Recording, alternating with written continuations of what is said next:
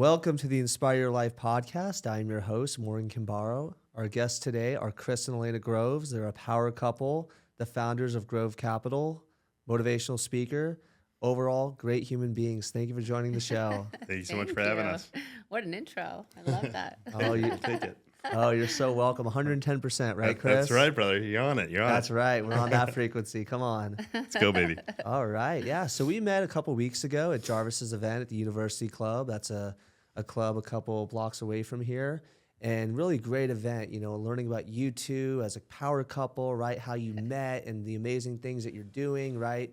You as parents, and just an inspiring story. I mean, you guys are just killing it in the marketplace, but you have that bond of marriage, a tight-knit marriage and family. And that was just something that sticks out to me, right? Because you see like the hustle culture and a lot of it is just like, oh, chase all the women, right? All that. And, that to me is like toxic, right? I'm a Christian, right? I was talking with Chris, right? He's a guy from the Midwest, right? Those are his values. And I think that's so important for people to see a thriving power couple, right? A thriving marriage. And that's why I wanted both of you on the podcast. Awesome. It is an anomaly, right? Yeah. And that's what we hear a lot. So, but there's no better joy than, rolling with the punches with your wife and making sure we have the same goals and accomplishing things together as a team. 110%. That's right, baby. Well, it's funny you bring that up about, like chasing after all the girls. I think at least at some point, some of us have seen posts on social media saying, find yourself like one woman, a hard-working woman, someone who's going to love you and be like down for you, like a ride or die. Like that is much more valuable than 20 random girls that you can date here and there, So finding a good partner to grow with you, I think, is so important in life. 100%, right? Isn't Excuse me? 110%. Oh, okay, 110%. Okay. Just making Every sure time, we're on yeah. the same. We're We're going to good. catch you every time. All right. She's catching me. Yeah. No, 100%, 110%, 110%.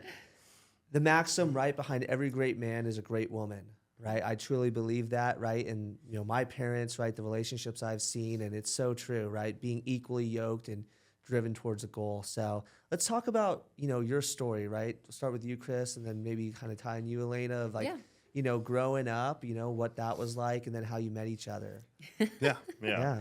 So I grew up in a very small town in Wisconsin called Valders, Wisconsin. It was a town of 942 people strong. We had a Piggly Wiggly, a gas station. We were very rural, right? We were about Piggly Wiggly, though. Tell them what is a Piggly Wiggly? Shop the pig. I mean, it's that, right? That's the grocery store of the Midwest. It's the thing. But yeah, we grew up in a very country setting, right? So we were about 15 miles away from school. So my bus ride was about an hour and a half each way to school each day. I started working at a very young age. At 12, I started working on farms, dairy farms specifically. So, every day was hard labor between my property and the farms I worked at. It was always something to do as far as manual labor. I mean, one of the worst jobs I could ever think of doing while on the farm was picking rocks before we had to harvest and start planning for the next season. So we literally sit behind a tractor and pick up large rocks and put them in the back of tractors all day long until they're ready to till, right? I tell my kids and my wife these stories, and they look at me like, what the heck? What did you do as a child? Didn't even know this stuff existed. Like crazy. Yeah. There's a lot of manual labor, but that's how I was raised is, we were doing a lot of work outside. There's always chores to do. Midwest is you're always staying busy, but, your parents put you to work. That was our job to do to make sure things were taken care of. But we were there till probably my freshman year of high school, and then my dad wanted to move us to California. My dad was stationed out in Petaluma in the military. He was in the Coast Guard, and he always wanted to get back to Cali, but he ended up getting us to Woodland, California, which is kind of by Sacramento. I don't tell too many people I lived up there, but I did for about 3 years, and that's actually where I graduated high school. But I was laughing at my dad. I was like, thanks for bringing back to California. This isn't technically California that I think about. So I did finish high school up there. And then the day after I graduated, I moved back to Wisconsin to go to UWM in Milwaukee. So University of Wisconsin, my brother was still out in Wisconsin. So I spent some time with him prior to coming out to California. But for me, being young, working in the Midwest, you didn't see too much, right? So like I saw a lot more diversity when I came out to California. Just everything was very different. My graduation class in Wisconsin would have been like 23 or 26 people, right? Which mine was, I think, 560 people Wow. in my graduating Wow. class. Yeah, Yeah. so quite the difference. Yeah, it's definitely a big eye opener. Obviously, if I probably would have never left that town to go to Woodland, I probably would have been in a very different space in my life, right? It's always nurture versus nature, but what you're around is what you're going to become. So I'm glad that my parents took me out of that, that space because it allowed me to grow as a person. I came back to Wisconsin for a small stint for college, but then I realized, my heart was I wanted to be in California, so I ended up moving out to San Diego at a pretty young age. Kind of sold all my stuff, had some bags, no car, a couple $100 in my pocket, and moved out here with the dream of coming out to California and really setting up my career.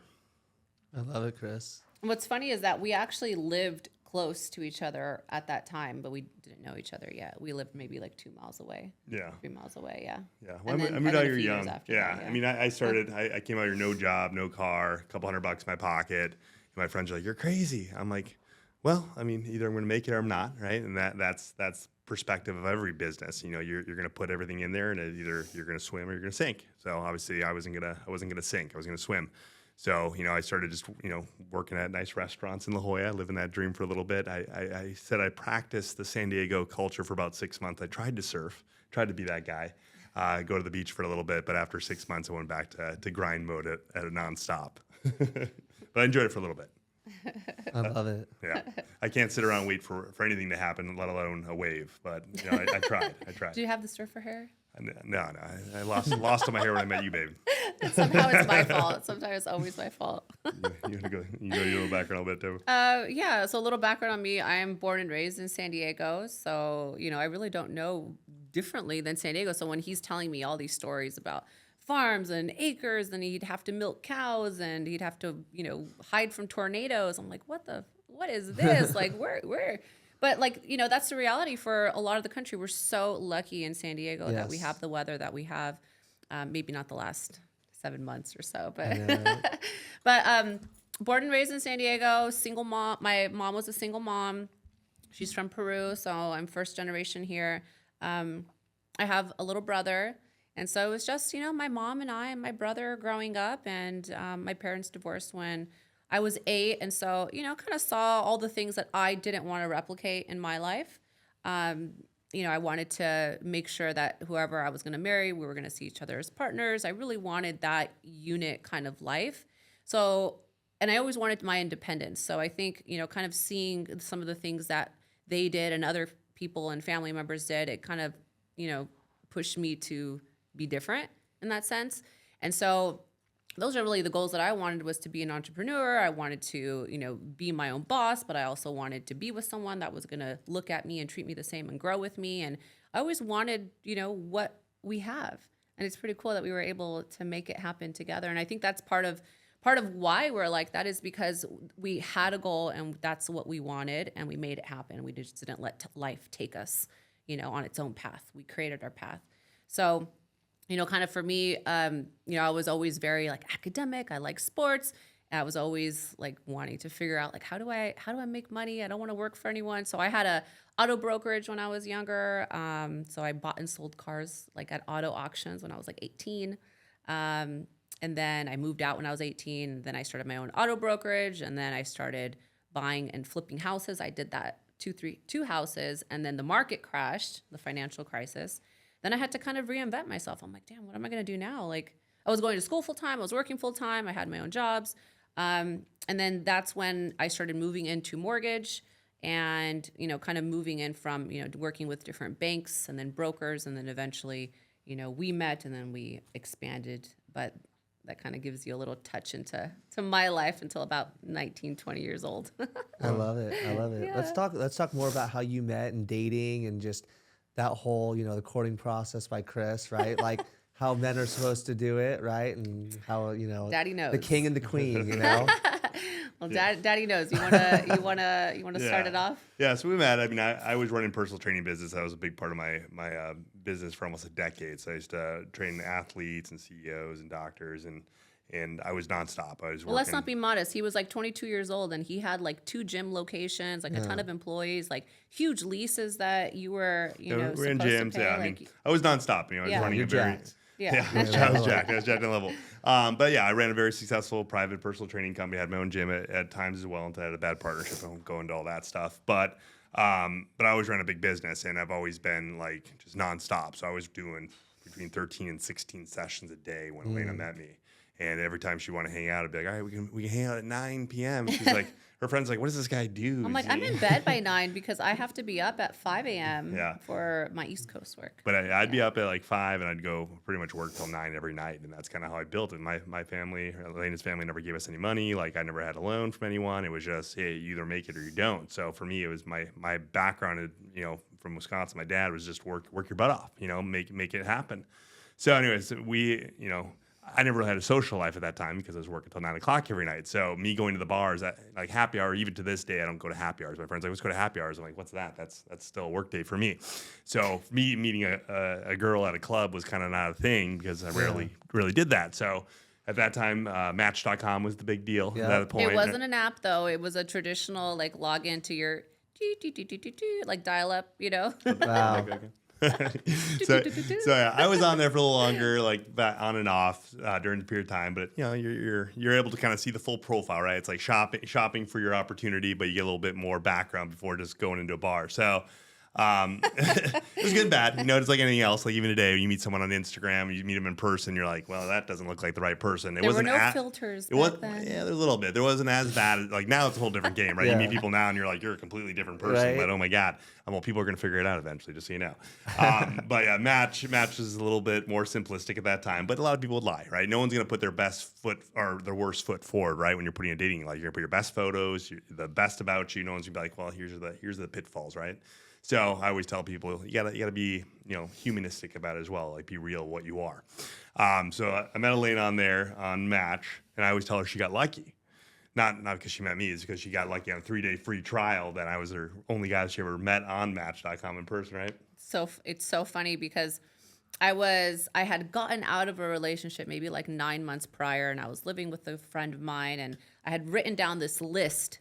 This is my first time I manifested anything. I wrote this list. I was like, I'm just sick of everyone. Everyone's terrible. I'm like, I deserve A, B, and C. This is what I'm looking for. And I wrote my list of like, and it says qualities of a man, non-negotiables. And I boom, boom, boom, boom, boom. And within a week or 2 or 3, I started getting emails from Match.com. Like randomly, I don't know. I must have signed up. I don't know how it happened. But then I started getting 3 free day trials. I was like, all right, finally. I was like, what's the worst that can happen? We clicked it, and I met him. And he literally checks off every single one of those things, like even down to the loves to cook, which he is literally an incredible chef, like amazing, amazing chef. That's how, honestly, one of the ways you won me over on our second date. Let's go through that list. Well, I said, I would prefer, because I'm a tall girl. I'm almost, 5'7", 5'8". I'm like, I want a guy who's 6 foot tall. I want someone who is very clean, someone who has their hands and their toes, doesn't necessarily need to be manicured, but just clean. Just like stuff. Like I went into detail. I put also, loves his family, wants a family, is seeking higher education, or is independent on their own. I also wanted to make sure like their car wasn't dirty, like the inside, they didn't have like 1,000 papers in their car, just like random little things that were important to me. Loves to travel, is affectionate, funny, like, just all the things and the qualities that he embodies. And it just so happened to be him. Wow. It was crazy. I was like, I did see the list. There was an actual list. I think I hit everything except for I'm not a fluent Spanish speaker. That's right. I was good for a while, but now I just tell her if I hear it all day long, I just have to hear more. Yeah, I think that was the only one that you didn't. Yeah, I didn't hit them all, so you can't hit them literally all of them. So I did the free trial, and I saw his pictures. I mean, obviously he's so incredibly handsome. But I'd hear them though. But even more than that, I mean, obviously outside beautiful, but your inside is what I fell in love with. Yeah. Oh, love that. When I had hair, I'd change the seasons. I had blonde hair and dark hair. I'd change my hair a lot. So she'd be looking at photos. She's like, what guy is, which guy I'm going to get? It was very confusing. I had like a goatee on one, brown hair, and then blonde hair. I was like, what is happening? I had to change up the look. Yeah. But we talked for almost a month and a half prior to us ever meeting. So we talked the phone. Oh, picked he the would phone. call me and he wouldn't text, and I loved that. Yeah, I'd call her. We spoke for a while before we ever meet up, and then we ended up meeting up July 5th, the day after 4th of July, and it was like 9 p.m. on a Monday. She's like, "What the heck? Why is it so At late?" a dessert place. At a which dessert place. killed- You gotta get them in there, right? You Yeah. gotta eyes on the prize of things I don't eat. But yeah, we met at Extraordinary Desserts when I was down in Hillcrest. But my whole thing when I was dating, and I always tell my friends this when they go on dates, I'm like, "Why do you go to restaurants? Why do you go to stuff?" I'm like, "Go for a coffee, go for a walk." And they're like, "Why?" I'm all because It's a number big one, commitment. well, it's a big commitment. Number one, but number two, I don't want alcohol involved in that situation. I want to see how someone is normally. Number one, that's a big part of it. Like I just want to see how you interact. I want to make sure I can have a conversation. Number two, I'm not putting a big investment in this as well. It's just we're going for a walk and a coffee. And if it's horrible, I can leave, right? So if you're sitting there at a dinner and it's an awkward situation, it can be a long, long dinner. So I always tell my friends, coffee and a walk is a great way to meet people and start the date experience. So that's what we did. We met at Extraordinary Desserts, and we did a walk in Balboa Park. And at this point, I think I told you at the talk the other day, I was very, very honest. Probably the most honest I've ever been as far as what I want and who I was at that point in my life, because I was just getting frustrated with dating as well. It was just a lot of the same things, or people trying to change to make me happy, not for them. It just drove me nuts. So we were walking around this park after grabbing some coffee, and I kind of just laid it all out there. I said, listen, I'm going to tell you exactly who I am. And at the end of it, you can decide if you want to continue this date or we can take off. But either or, I don't want someone to say later on, you didn't tell me this was you. Because you hear that a lot, right? Like, Yeah. you didn't tell me this is how you did things or this is your goals. And a lot of people hide who they are as a person when they meet other people because they don't want to worry about what they're going to think about them in a negative way. And that's just humanistic. So I was very real. I just said, hey, listen, I'm never going to be home at 5, ever. I'm not going to play video games. I'm not going to be any guy drinking at the bar. I'm not going to be a person you're going to motivate. I'm going to be a person that's going to build an empire. I'm not going to stop. I have high goals and I have high ambitions, and I need someone to be okay with that and not ask me when I'm going to be home all the time. Is like, I need to put this is my goals and this is what I want to accomplish. And I said, I need someone that's on a healthy trend too, that wants to work out, that wants to be fit, that wants to have a family one day, that is positive. So I just kept putting all these things out there, and I just said, I know exactly who I am at this point. I know what I want, and I don't want to sacrifice at this point. So I kind of laid it all out in front of Aleyna at this walk very quickly, and she's staring at me, and I'm like, all right, I put it out there. So do you still want to continue this date? And I was like, 110, baby. Oh, come on. 110 wasn't Yeah. born yet, but yeah, no, I was in for it because that's what I wanted. Yeah. I wanted that partnership. But the biggest thing we were talking about the event, I actually told her that day, I said, I want a power couple. And I said that 13 years ago when we met each other the day, we actually had the first day, I said, I want to be a power couple, even before I really knew what that meant. And then we laugh about it now that people call us that, but we've manifested it from that day. It's like, I want a power couple to me, because everyone has a different definition of what it is. So not a lot of people, when they say, oh, we're a power couple, I'm like, power couple means to me is you're inspirational together, right? You're building businesses, you run big operations together, but you're people to look up to, not just your business, but your health, your family, the kind of person you are. You kind of have the full package together, and you're better together as a team. That's what a power couple is to me. Because a lot of my friends are like, oh, they're like, oh, we're the OG power couple or this, that. I'm like, I don't think you know what it means. For me, it's encompassing everything in one and constantly working on all those things, right? We're constantly working on our health, our family, our relationship, our business, and we're always trying to be better. And that's what I think of when I think of power couples. I don't think a lot of people understand what that means, really. 120%. Well, whoa. We set a standard at 110. You can't go above. There's a stopping point. Had to pull it out. Put it away. All right. Put it back in the box. Absolutely. I mean, that's powerful. I mean, talk about how you guys have made each other better, right, in your relationship, and right, what have you brought out of each other? Would you say? I mean, each of us are different. Aleyna, I'm very, I like to go fast, if you haven't noticed, right? If I have an idea, I go. I run with it. I start up entities. I move. Aleyna organizes these things for me. I'll put the brakes on for a second. I go, whoa. Let's make sure we know that we understand the directions. It's going from, 0 to 100, and he's great. And that's why we work so well together, is because he'll know the beginning spot and the end, and he just wants to go straight. And what I do is I'll kind of clean up the road for us along the way. I guess that's an easy way to describe it. Yeah. In a sense. She's the details. Like I'm big picture, and she's always been the details in between those things. Like, and she's very organized. And a lot of people don't know this. I'm dyslexic as well. So a lot of times when I write papers and stuff like that, I have to double check my work a lot. I got to work harder than most people to make sure things come over cohesive and correctly. So she's always been there to kind of make sure those things and those details are correct. And, she brings in that balance because I'm very aggressive, and she's pretty aggressive as well, but she also,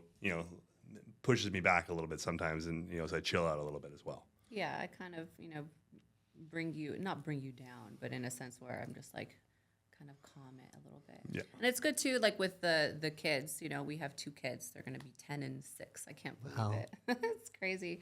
And so it's good. We both bring a slightly different dynamic for our children, and he's very motivational, very just to the point, but then I bring in another angle, which maybe a little bit more nurturing, maybe a little more loving, and then we kind of play off of both of those together, which I think is good. I think both of us kind of pull that and need that from each other, and I think it creates additional balance. Yeah. Well, we bring up a lot of things because both Aleyna and I, we left the house at a very young age, so we were very independent. At a very young age, I was always cooking, doing my own laundry. Like when I met her, she always like, "Can I do some stuff for you?" I'm like, "I don't need you. I've been handling this myself. I don't need anyone to He's very independent. Yeah, like touching my stuff. I'm a neat freak. Everything was always vacuum clean. I was always like that because I had to. My mom, was she was kind of like a hoarder, but not a bad one. More of new things, right? Just stuff everywhere. Drove me insane with clutter, and I was always embarrassed to bring friends over when I was younger. So now it's like I anything I have, I take care of. I believe in that. I tell my kids as well. This is not your stuff. You take care of it. Whether it's a bike or a watch or whatever it is, you take care of your stuff. That's very important to us, is just take care of your belongings because, you're lucky to have them and we work hard for them, right? And you have to build and install those things in your kid's mindset. He vacuums all the time. I love it. And he washes the dishes. I love you. I have some skills. Yes. I have some skills. I love it. Well, I hate washing dishes, so he'll do it for me. Well, and that's the thing with partnership. It's like, every, in a couple, there's going to be things you dislike. There's some things they dislike. You gotta figure out which ones you're going to take on because at the end of the day, they still need to get done. And I think a lot of people fight the little stupid things like, oh, you didn't take the trash out, or, they keep score, right? A lot of people keep score. Like I did laundry more. I did this, did that. I pay the bills. So I think a lot of couples, keep that score where it's almost like it gets irritating, right? You get resentment on people. So for us, instead of keeping score, it's like, hey, this is your task, this is your role. And a lot of times we just naturally gravitate to what we're good at, and we just assume that position or those details And we of that don't role. keep score. Yeah, I think people still, a lot of times people think of themselves like 2 different teams, right? You're each on your own team and you're both keeping score. I mean, like I did more, you did less. But it should be just one team. It should be just one scoreboard. And there shouldn't be a tab on who performed more. At the end of the day, it's for one goal, which is like your family, So I think that for us, that was a huge defining moment for us. I don't know. I don't know if we were specifically talked about it maybe years ago where we're like, whoa, hold on. You just gotta notice with things with tasks. Like I know she hates doing dishes or leaves in the sink every time. So I'm like, it drives me nuts. I'm just gonna do them, right? But she's way better at making the bed than I am. It looks like a hotel does it. When I do it, it looks like Chris Groves did it. It's not as good. Yeah. So and he doesn't like getting the kid. Like the kids go through so much clothes. Like that's a job in itself, is having to go through the clothes and the after school activities and stuff. So I'll assume that role and I'll do it gladly because I know he's off doing other things that we need as a family, So so pick and choose your roles. I mean, a lot of times people need to communicate with those, but you got to be okay with it, and you can't hold resentment. And that's where a lot of couples is they're just holding it over each other's head. Like I did this. I make this much money. You make this, and it's always a constant conflict. So they're still working as separate entities instead of a combined unit, right? Absolutely. I think that's so important, right? To communicate with one another, right? I mean, like you said, people can hold stuff in and it can fester to the top, right? And you see, certain couples that are toxic or dysfunctional, and they have that, you did this for me, you did that for me, and it becomes like very conditional, right? Mm-hmm. Whereas, love should be unconditional in the sense that you guys know each other, right? Of, there's certain things you're not going to compromise, right? If Chris just all of a sudden is like, you know what, I'm just going to sit on the couch all day and, balloon up 100 pounds, right? I know Aleyna's not going to be on board with that, right? And we had a rule That's, for that. but that's never going to happen, though, right? No, Well, we did never. have a rule for that earlier on, and we discussed this one, and we said we have to call each other when we're slacking, right? Yes. Like when it comes to fitness or work or anything else like that, it's like, hey, you need to step up your game. And it's emotional for anyone. That's a lot of couples deal with it, right? Like if you're with someone for a long period of time and you stop working out and you're losing that attraction, obviously it's usually going to end, right? And at the end of the day, that's still a big thing for relationships is keeping that attraction alive, which a lot of people, I think, forget about, right? Oh, I've been in a relationship for 5 years. Doesn't matter anymore. I'm married, right? And then they start letting it go and they wonder why things fall apart.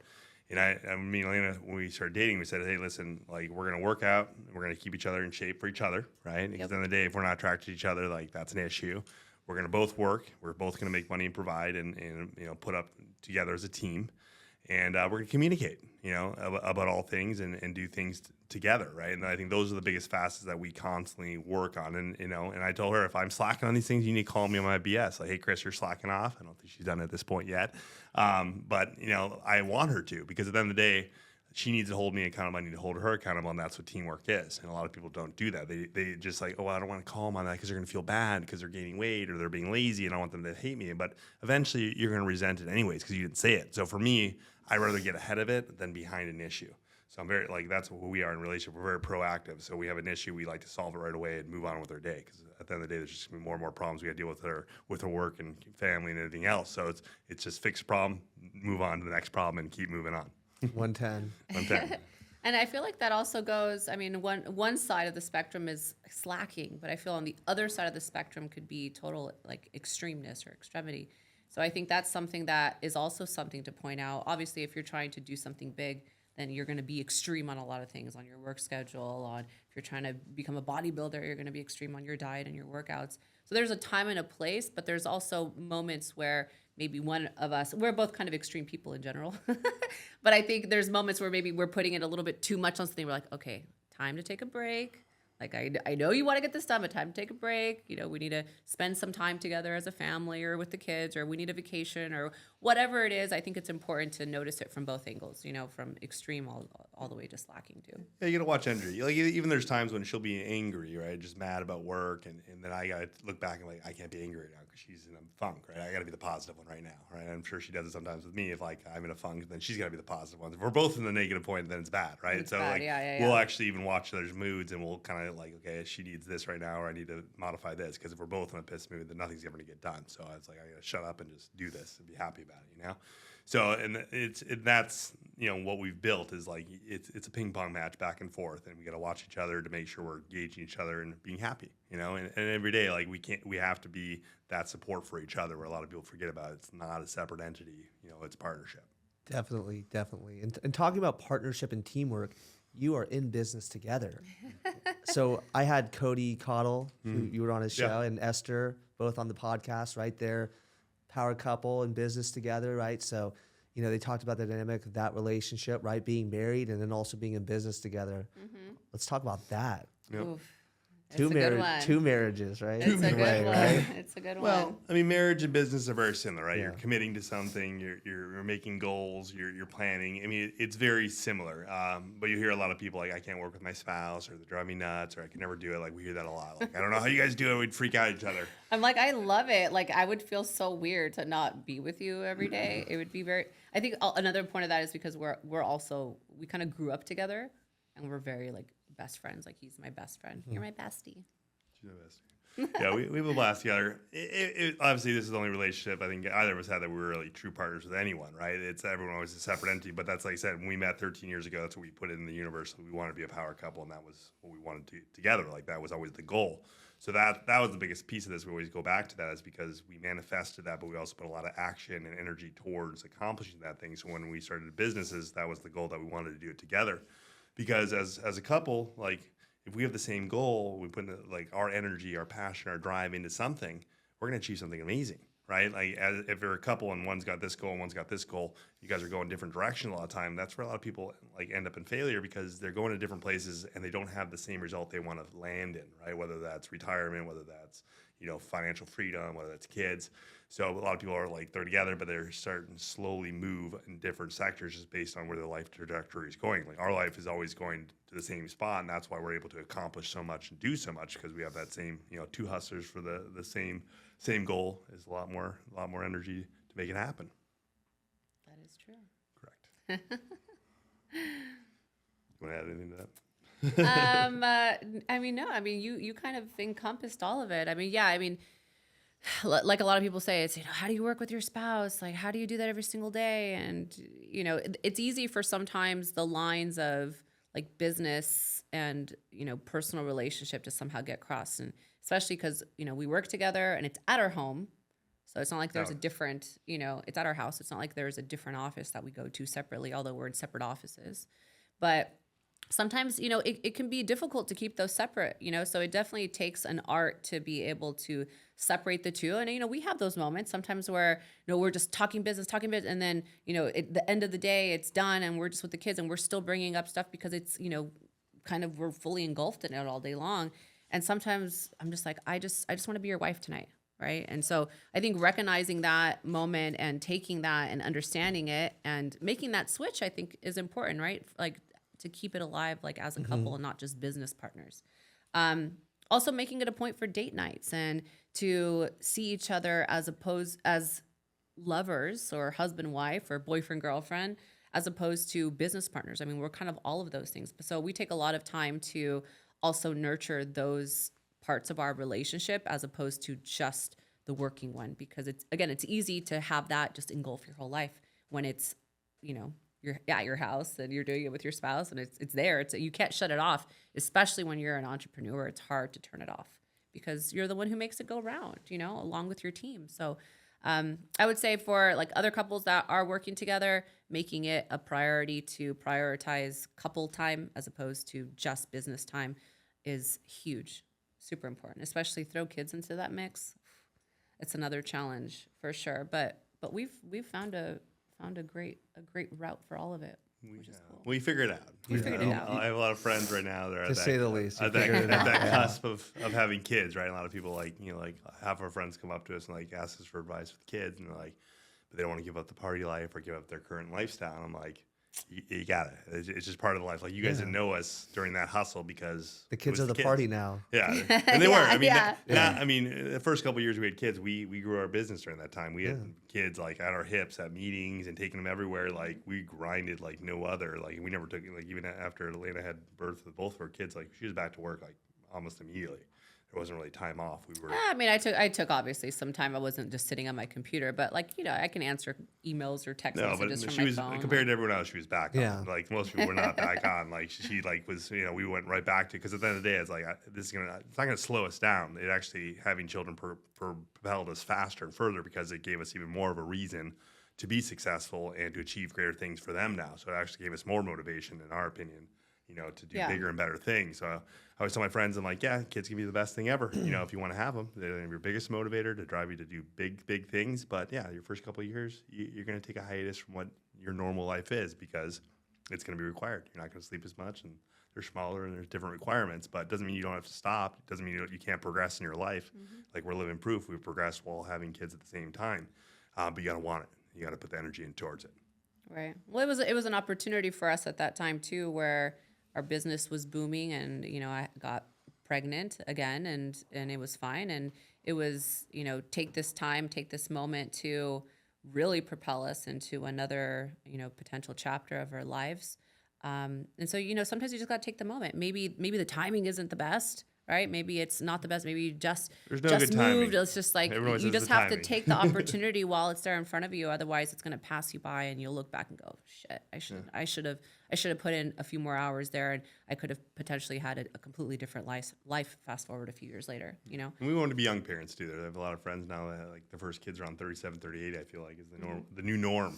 I was like, by the time we're 50, both of our kids will be over the age of 18, which is amazing. Then we're on our second life of fun, and they're going to be doing their thing as well. So for me, I want to be a young dad, right? Like we're the youngest parents that show up to school these days as well. It's kind of funny. We're staring at us like, who are these people? But I like that, right? I mean, having kids is the best thing that ever happened to us. Yeah. That ever happened to us. Wow. It's amazing. It's amazing to see your own little mini person. Your own little mini that looks like you, and then you get to really help mold them into the person that they're going to become. So it's just such an important role. It's my favorite role. And our kids are rock stars too. That's the funny thing. We work a lot, and she always feels the mom guilt just because we're very involved with our kids. We pick them up from school every day. We drop them off. We do their homework with them. I mean, on top of everything else, we're in it with them. But you always feel like you're not doing enough, right, as parents. But even the last couple of weeks, our kids have had, we met with the principal and their teachers, and both of them are top of their class. The words they use is, they're polite, they're funny, they take care of people, they're intelligent. Like people just They're come up to us randomly and tell caring. us this, and we're super proud. And as parents, we're like, holy crap, that's amazing that our kids are like they're doing amazing as Yeah. well. Even though that we're working nonstop and putting all this pressure on ourselves, like our kids are picking it up as well. But we're reinforcing what hard work is at home. Like they know, like we're working all day long. They know what we're building. Like because we tell them, like we're very direct with our kids, and we talk to them like adults. And I don't talk to them like little babies. Like I'm working this hard so you can have this life. So you have those houses, you have this cars, you have these vacations. Like this is why I do this, and they understand it now, right? And then same thing with me is like I value them working hard and doing things that I don't ask them to do. Whether my son's taking out the trash cans or vacuuming something he messed up. Like they know, like that's where dad's value is just taking care of business when it needs to be done and not me asking to do it. And then not asking for recognition, like just doing it just because it's the right thing to do. Like our son, he makes the bed. He's 9, and I mean he'll be awake before any of us are awake. Around the time you wake up, he'll get up around like 6 o'clock.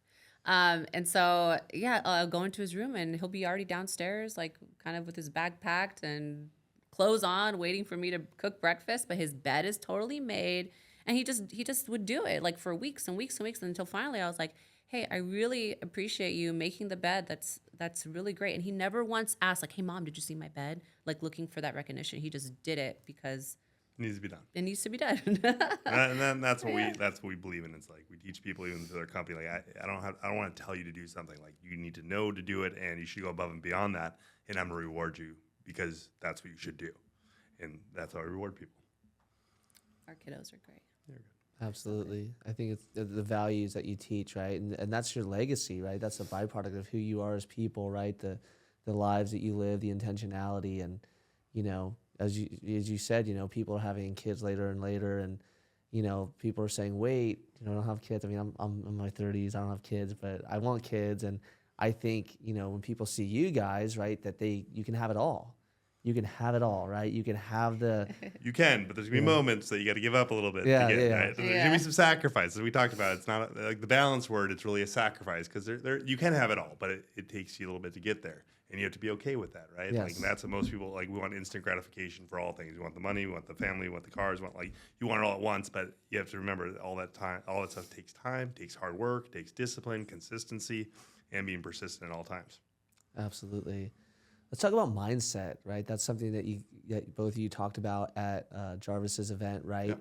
How you get yourselves ready every day, right? To be mentally prepared for everything that you have, right? The company, parents, right? Showing up for one another. I mean, the vibes that you both give off just here, you're coming in, answering phone calls, and then, you're like, hard workers, you're hustlers. That's who you both are, Yep. right? 110 all the time. But you're still present, right? You're still getting off that good energy of, positivity, right? How do you both of you balance yourselves to show up? Like how you are here, just, You can start. yeah. So, I mean, mindset it's a huge part of our kind of daily rituals, and it doesn't just end in the morning. It's every day, all day, and it's part of like everything that we do, and it has to be. For us, I think, starting your day in a good mood is always key because the beginning of the day will flow into the rest of the day.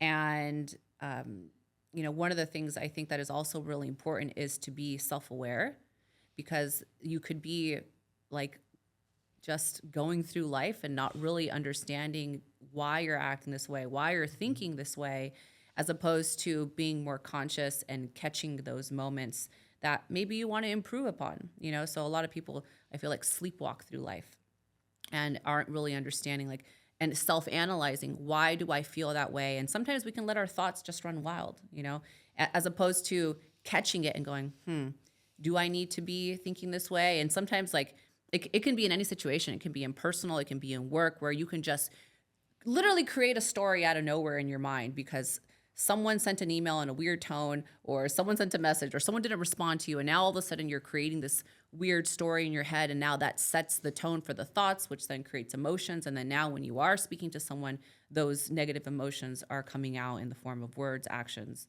and everything else. So I feel like being really conscious about the thoughts that are going on in your mind and making sure that you are not assuming, making sure that you're communicating, and maybe also analyzing maybe why you do these things, you know?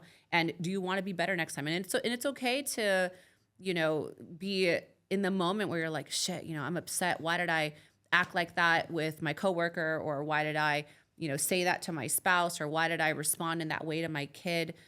You know, that happens to everyone. Like, we're human. Like, maybe I'll snap because I'm having a terrible day. And then, you know, my kid will ask me the question, Mom. I'm like, what?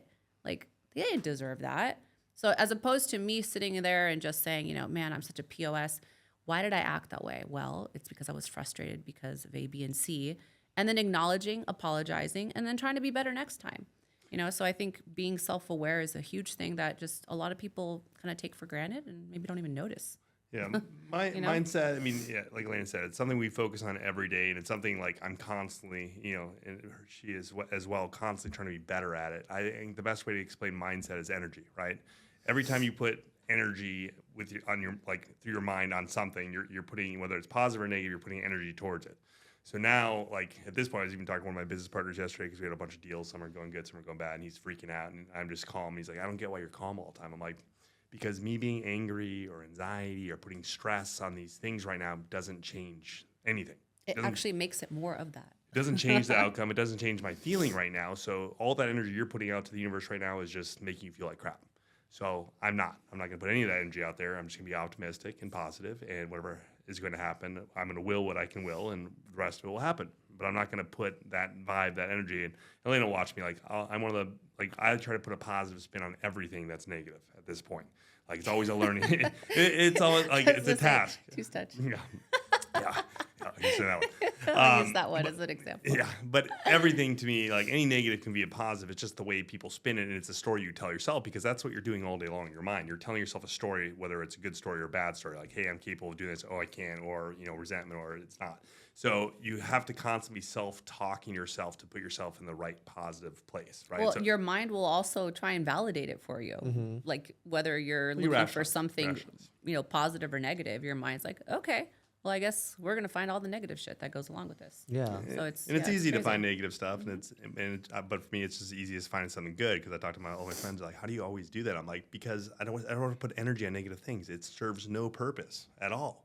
So if I can put that energy into something positive, something beneficial, something amazing, what do you think I'm going to do with it? Something's going to come out of it that's going to be a good thing. So that's one thing I would tell anyone that's listening to this. It's like, anytime something negative comes at you, try to flip it into a positive. Like, try to have your mind revert that into, like, how can I swing this around to something that's a benefit to me, right? Or something I learned, or something I can change because of it.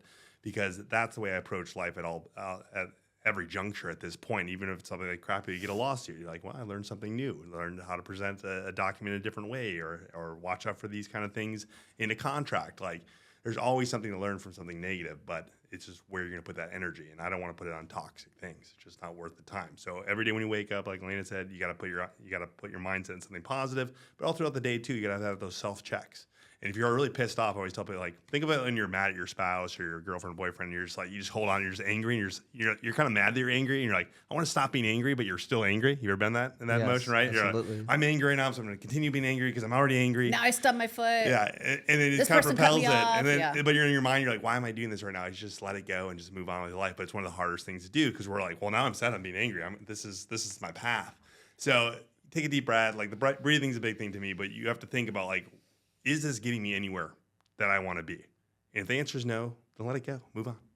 That's it. It's so much harder to frown than it is to smile. We've heard that, right? Yeah. You take so many more muscles to frown, but it's got to be something that you practice at. Like, it doesn't just come. Maybe for some people it comes easier than for others, but it's something that you just have to constantly work at. And then once you get good at that, then it, kind of becomes who you are at some point. Yeah. And then you don't have to work at it as hard, but you still have to. It's still something that you always have to continue to improve on. And that's something that, we try to do every single day too. And then all of a sudden you're like, damn, all right, I'm doing good. And then all of a sudden you're like, okay, now I need to improve again. I need to keep improving. It never ends. Remember, life's all about problems. Like, everything in life is a problem, and then we're trying to solve a problem for everything. Like, whether it's having a kid, I'm going to turn this kid into an adult, a successful adult. I'm going to have marriage, I'm going to have a successful marriage. I'm going to start a business, I'm going to have a successful business. Every problem, or there's something issue, you're trying to fix it, right? I'm overweight, I'm going to try to get lean. That's life. It's problems, how to solve them. Be positive about it. 100%. Whoa, 110, whoa. 110, 110, 110. I defaulted. Yeah, I absolutely agree. And that's, I've gone through some trials and tribulations in terms of, playing sports, military, right? And sometimes the situation is, you're down by 7 points in the fourth quarter, right? Or something the Marine Corps we had to do that was, not great. But you tell yourself, right? I'm going to get through this, right? There's a mission in front of me, right? It may not be the most ideal situation, but you know what? You got to keep your wits about you, because if you don't, things go haywire, and you got to be positive, right? You always got to keep on moving forward, right? My mom always used to say to my brothers and I, right? Put one foot in front of the other, right? When the going gets tough, right? You got to count the seconds, right? These are the seconds that matter. No one remembers the easy story, right? Yeah. We watch stories that they're overcoming trials and tribulations. They beat the odds, like Rocky. Like those are the stories we love, right? And that's what you got to think about. You're the underdog in your own story. Prove everyone wrong. And if you have that attitude for everything you tackle, you'll be a lot more successful in achieving it, right? So focus that energy in the right way. 110. 110. 110. So rumor has it that we may be seeing you on primetime television.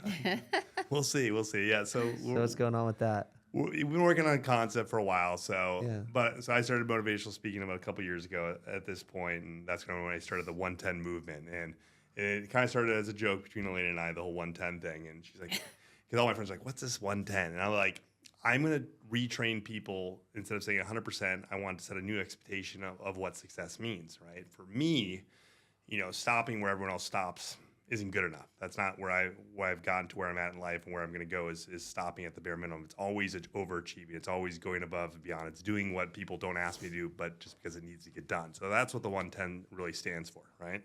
So it's always being aggressive.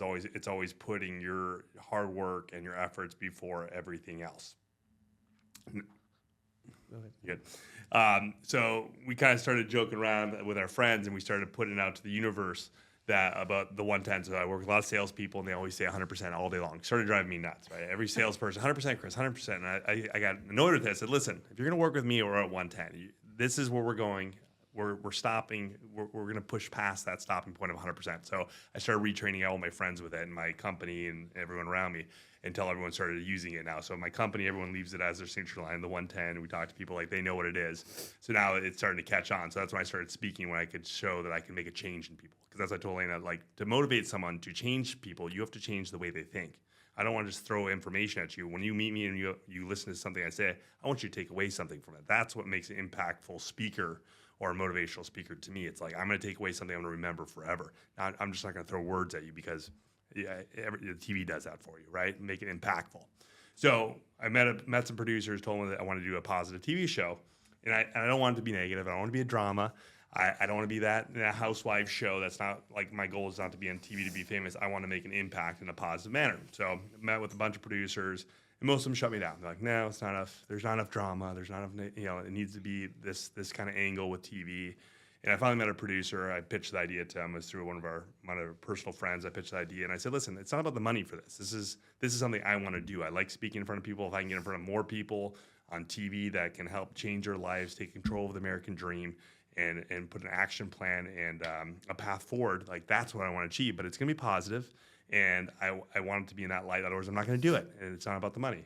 And this guy, he's like, listen, I took this meeting. I figured another douchebag that wanted his own TV show. And he's like, but I like you, and I like what you're doing, and I believe in what you want to achieve, and I'm with you on this. So that's how it started a year and a half ago. And then the stories changed now. It's like, because we had to pitch it in a TV, like, how are you going to watch it? There's a lot of shows, like The Housewives isn't really it's a show, but you're just watching people's lives. So for us, we wanted to make it more of a narrative of, like, what we're following. So Aleyna and I, through the last couple of years, people started calling us a power couple now, and then we get a lot of people reaching out and asking us questions and mentoring. So we're like, this is kind of a cool vibe. No one's really done this before. It's a different niche. And I think a lot of people are very interested in about how many comments and questions we get about it.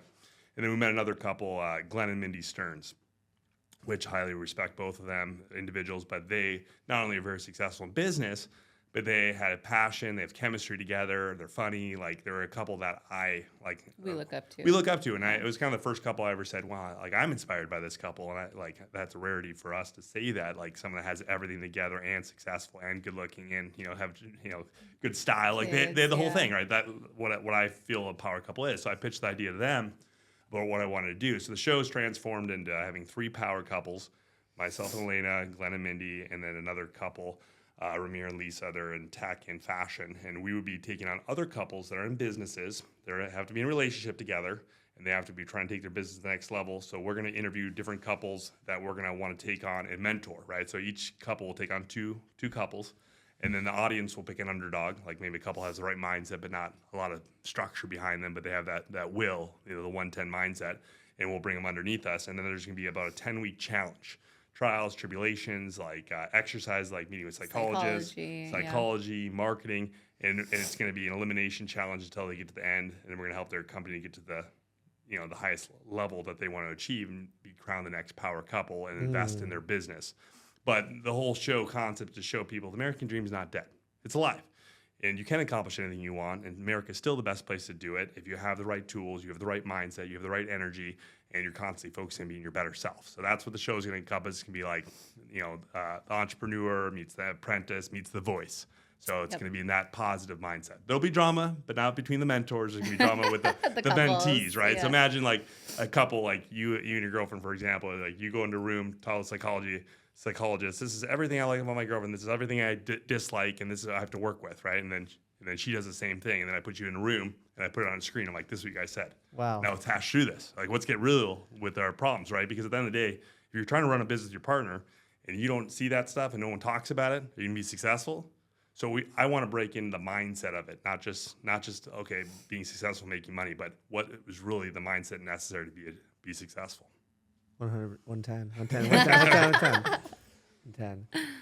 I know. I love the concept. I think it's something that, I think a lot of people like and want it, and they just don't know how to potentially achieve it. So, not to say that we know absolutely everything, but we definitely have some great experience along that we've, done together. So I think with the help of the other couples as well, I think it's just going to be such a great inspirational show for sure. It's going to highlight women's empowerment too. It's not just about me.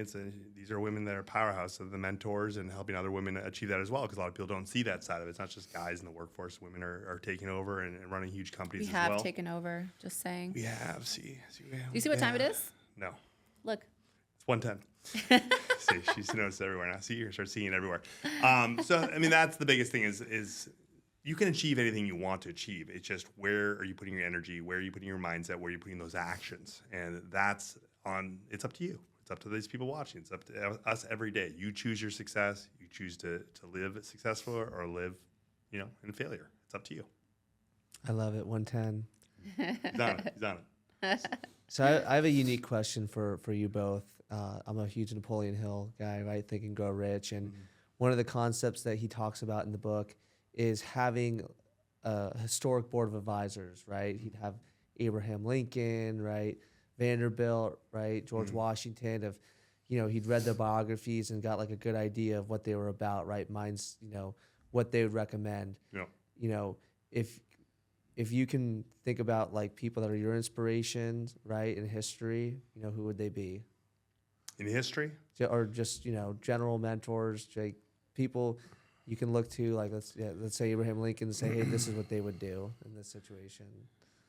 I mean, I would go to more modern people. Okay. I'm not like just because history. I don't find the relevance of my life. Like I'd have to go with people that are in this time frame, right? Because Abraham Lincoln didn't have all the nuances and details and the hectic life we have today, really, right? Think of it now; it's a lot more complicated than it used to be. Really, we didn't have Netflix.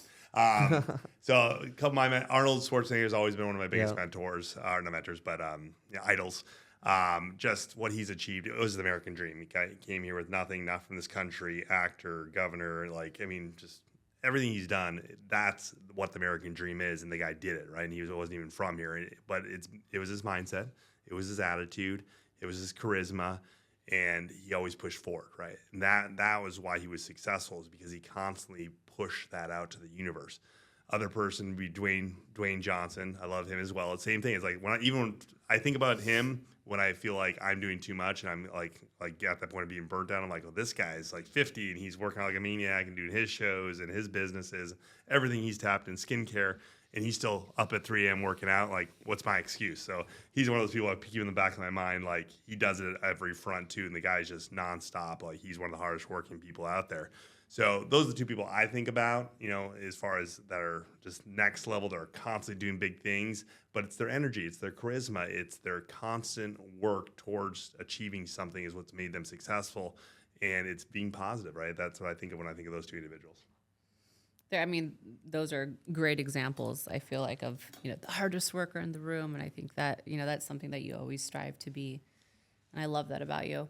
I think for me, one of the, being Latina, like I gravitate towards that. Like I watched J-Lo's documentary, I think a year ago or so, and I was so blown away by everything that she's accomplished from, beginning being a fly girl and then to everything that she's doing now and all the businesses that she's opening up on her own. And she's a mom and she tours. And I mean, she is just such a powerhouse. And I just can appreciate how much hard work and effort that she's put into her life and into her career and family. And she's, nonstop. Like she doesn't have to keep doing all the things that she's doing, yet she still keeps pushing forward. And she's always so just inspirational every time I see her. So I've always kind of looked up to J-Lo, Miss J-Lo.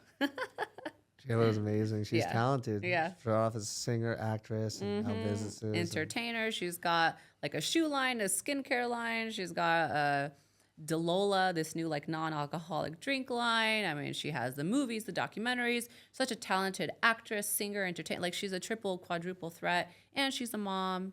And she's Latina. I mean, I love that. 110. Yeah. 110. Got it all, 110, baby. I can meet you, J-Lo. Meet me. Manifest it. I will. Come on. Yeah, you gotta fight good idols and people to look up to and people that live what you want to live. And those people that we're talking about have problems too. They have stresses, they have annoyances every day. Like not anyone, like that's the thing. A lot of people look at people that are higher level and they think they have no problems and it must be nice to be rich and you have no stresses anymore. Well, no, the higher you climb, the problems they just get bigger and there are bigger numbers behind them. That's what people don't think about. There's more stresses. So yes, it may be amazing to make bigger paychecks than people, make a lot of money, but the stresses go in line with the money as well. A lot of people just don't see that side and they don't understand it. And they're like, oh, it must be nice. You're like, well, you earn it, but you also deal with it every day as well. So always be careful what you wish for in addition. Mm-hmm. Absolutely. Well, we're nearing the end of the show, but I want to give you both the opportunity to share any parting wisdom and thoughts to the audience of really anything that's on your heart of how people can live a more inspired life. I think, one of the things that I was thinking about recently was the fact that it's okay to change. Like you don't have to be who you've always been. It's okay to improve and to grow and to change into who you want to become. And, people who say, oh, you've changed, you're doing this, you're doing that, you like this now.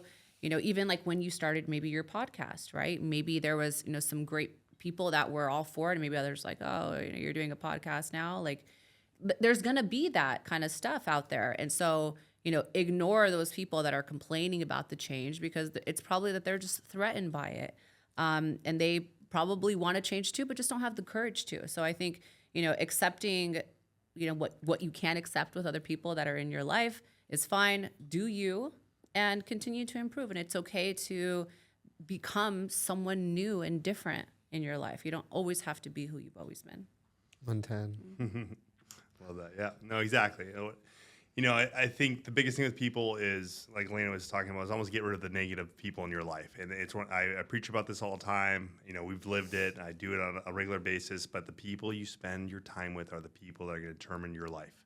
And it's one of the things I believe in the biggest. So be around people that inspire you, that make you want to be better, that are supportive, that you do the same for them. If your friend group are not those people, your family are not those people, you got to let them go. If you want to achieve something great, you have to let go of the people that are holding you down and taking that energy away. Because at the end of the day, like I talked about earlier, everything's energy. Mm-hmm. So don't focus on things that take away your positive energy, your spirit, your goals. You got to push them away and just focus on where you want to go, your trajectory every day. And it's hard. It's hard to let go of relationships just because it's comfort. But if they're not challenging you to be better, you're not going to be better. So you have to put yourself around things that inspire you to be your best self every day. Work on your self-talk. Work on being better, even if it's 1% better a day or 10%, whatever you can do, you can't stop. Anytime you feel too complacent or you feel like, hey, I made it, that's when people lose it all. So you gotta always like make a goal, hit a goal, make another goal, and keep pushing forward, constantly self-improving yourself from your mind, your body, your health, and be helpful for other people around you, and stop putting that toxic energy or judgment on other people. Like everyone has their own path. Doesn't mean you have to judge them for it. And it's just like you thinking about it in a negative way, just once again is taking away your energy. So be positive for people around you, inspire them to be their best selves, and you're going to live a very, very good life if you're helping yourself and everyone around you, and you're embodying yourself with that mindset and with people that believe that. Sky's the limit. 110. How can people find you if they want to know more, learn more about your businesses, what you're doing? So our business is Groves Capital.